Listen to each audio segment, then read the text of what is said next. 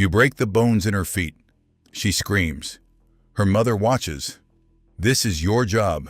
This is your life as a footbinder. The smell hits you first. Warm water, boiled with herbs meant to soften the skin, meant to make what comes next slightly more bearable. Slightly. The girl is 4 years old, maybe 5. She doesn't understand yet what is happening to her body, only that it hurts. Only that the woman she trusts most in the world is sitting 3 feet away and not moving, not stopping you. You have done this 100 times. 200, you stopped counting. Your hands know what to do before your mind does. Soak, drain, press, fold, wrap, pull. You were 4 years old once. Someone sat where you're sitting now. You wrap the cloth, another pass. Tighter.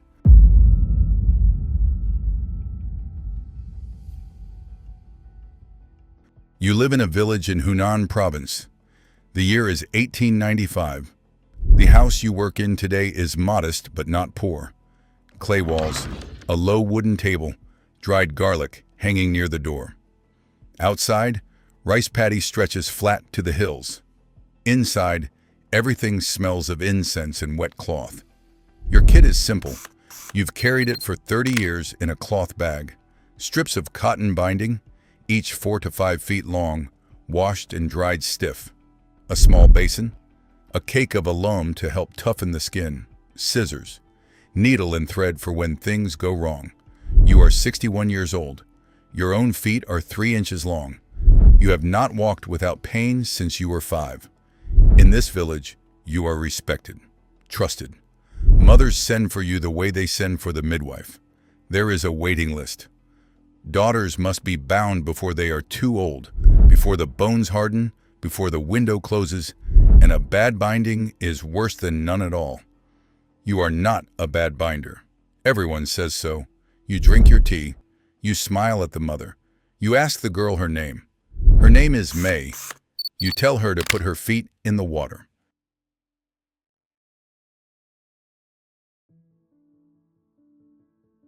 The water is warm. You let her sit long enough that she thinks, maybe this isn't so bad.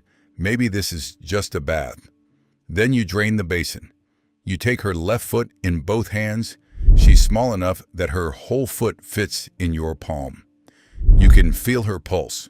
You dry it, apply the alum, work it in. She watches you, still curious. The mother stands against the wall. She has been biting the inside of her cheek for 10 minutes. You take the binding strip. You wrap the toes, 4 of them, all except the big toe, down and under, folding them toward the sole. May makes a sound she has never made before. An animal sound, not a cry. Something older than a cry. You hold the fold in place with one hand and begin to wrap with the other. Around the toes, under the arch, around the heel, back again. Each pass tighter than the last. You are not cruel.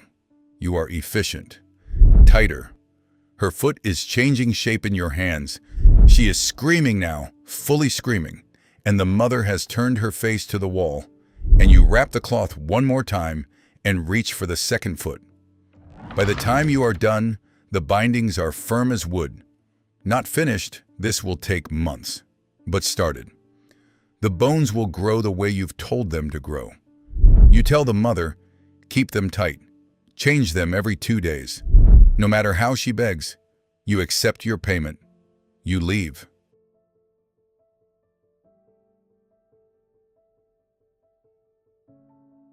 You tell mothers the worst is the first month. That is true. You do not tell them what the second month looks like. The feet begin to smell. The compressed toes, starved of blood, start to rot from the inside. The skin weeps. Sometimes the toenails fall away on their own.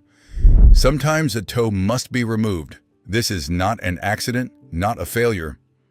Some binders deliberately encourage a toe to fall off. A smaller toe means a tighter arch. A tighter arch means a better foot. A better foot means a better match. Girls crawl. They cannot walk. They wake screaming in the night, and their mothers reapply the bindings and tell them it will be worth it. Some girls develop fevers, real fevers, high and fast and dangerous. Infections travel. You have seen girls lose their lives to bindings gone septic. You have seen the specific grief of a mother who has killed her daughter slowly for her own good over 6 months. You have lost 3 girls yourself over the years. You carry them like stones in your chest. But you continue. The ones who survive, and most survive, learn a new way of moving. Short, rocking steps, balancing on the heel. The gait is considered elegant, delicate. That is the word that gets used, delicate.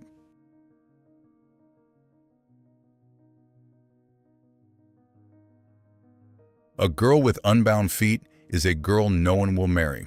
That is the entire mechanism. That is the engine that drives everything you do. Not tradition for its own sake, not cruelty for its own sake. A transaction. The marriage market is real, and it is brutal, and a daughter with natural feet is a liability. A daughter with 3-inch lotus feet is an asset. Men do not merely accept small feet. They desire them. The smaller, the better. The lotus shoe, embroidered silk, palm-sized, fitting in a man's hand, is carried in the sleeve, shown to other men. A woman's foot is unwrapped in private, and what is found there is considered the most intimate part of her body. What is considered beautiful would make anyone who saw the bones beneath flinch. Wealthy families bind tighter. A noblewoman's foot is the smallest. This is status. Her inability to walk unaided proves she doesn't need to. She has servants for that. The smaller the foot, the higher the family. The more useless the woman, the more desirable. Poor families bind their daughters too, and hope.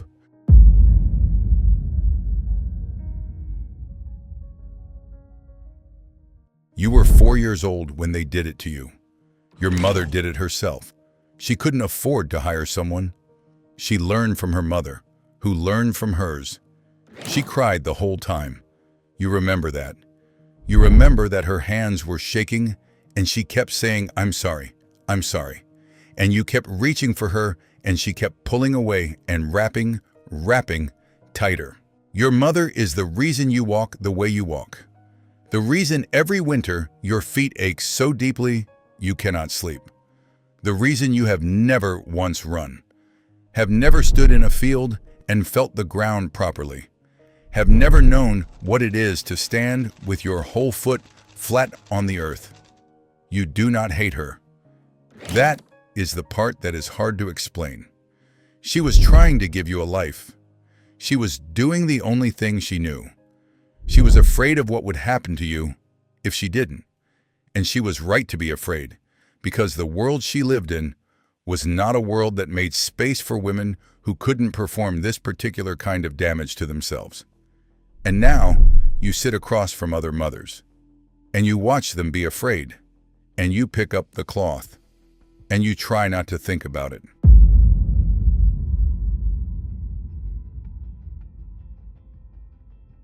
Three years ago, you bound the feet of a merchant's daughter in the next county. You were thorough. You were careful. You were everything you always are. Infection set in on the 5th day. By the 10th day, 2 toes on her right foot had gone black to the knuckle. The doctor took them off. The foot healed, but the shape was ruined. Uneven, lumpy, one side collapsed where the other stayed firm. She would walk with a tilt forever. The merchant blamed you. He didn't hire you again.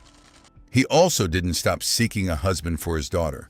She was eventually married to a man of slightly lower station than he'd hoped. This is the arithmetic of the thing. A ruined foot doesn't ruin a girl's life. Exactly. It just adjusts the calculation. You've been blamed many times. You've been blamed for infections that had nothing to do with your binding. You've been blamed for girls' natural bone structures resisting what you did to them. Families grieve, and grief needs somewhere to go, and you are there and available. You are still hired. There is always someone else's daughter.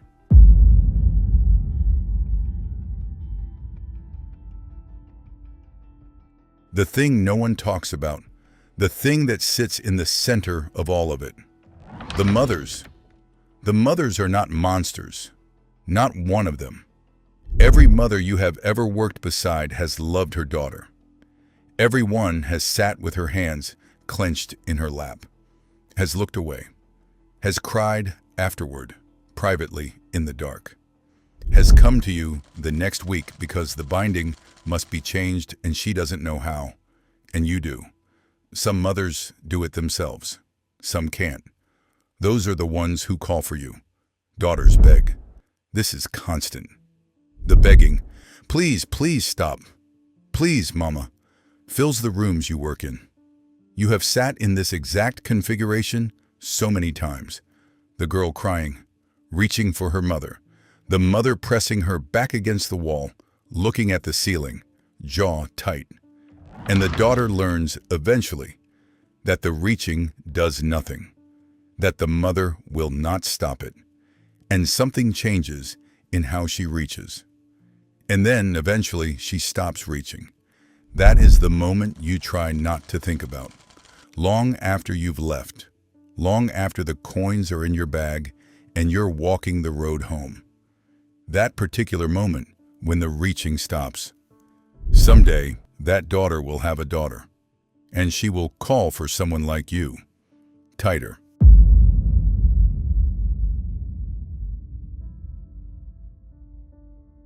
In 1912, the New Republic bans foot binding. You hear this, you ignore it. So does everyone else.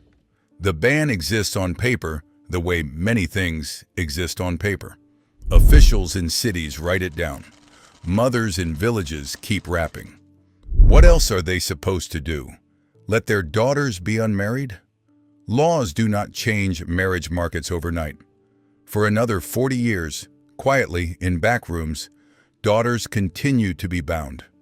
The shoes get sold under the counter. The binders, women like you, older now, still make their rounds. Then the communists come.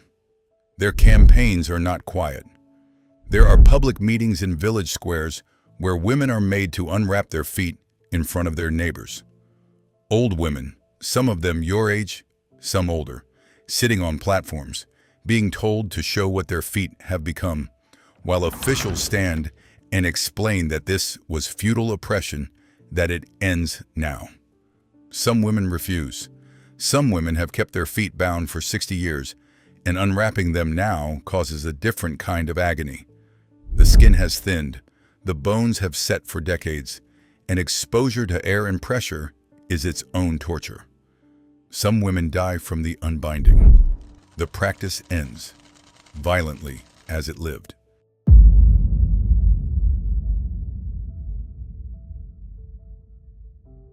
The last women with bound feet are old now. Were old when the cameras finally found them. Documentary crews in the 1990s and 2000s, anthropologists, journalists. They sat in wooden chairs in small rooms and removed their shoes and let strangers photograph what was there. Feet like fists, 4 inches, 3 inches. Toes folded under the sole and fused there by decades. The arch broken and rebuilt into a curve so extreme the women balanced on the heel and a knob of compressed bone. Some had lost toes, some had lost sensation. All of them had pain, dull, constant. The kind of pain that becomes so familiar you stop calling it pain and just call it your feet. You are one of them in this story. The binder who was also bound. The woman who did it because it was done to her, who passed it forward because there was no direction to pass it but forward. You are not a villain. History does not need you to be a villain. You are the mechanism that kept itself running because every woman inside it was trapped by the same fear. A daughter unmarried is a daughter destroyed. And so, you picked up the cloth. You wrapped tighter.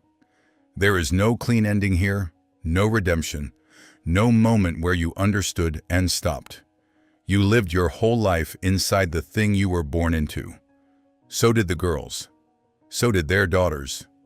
The shoes are in museums now. Embroidered silk, palm-sized, sitting behind glass. Beautiful the way terrible things sometimes are. Beautiful and small and completely still. If this kind of unflinching history is what you're here for, subscribe. Every week, we go somewhere uncomfortable and stay there long enough to actually understand it. Leave a comment. What story do you want to live through next?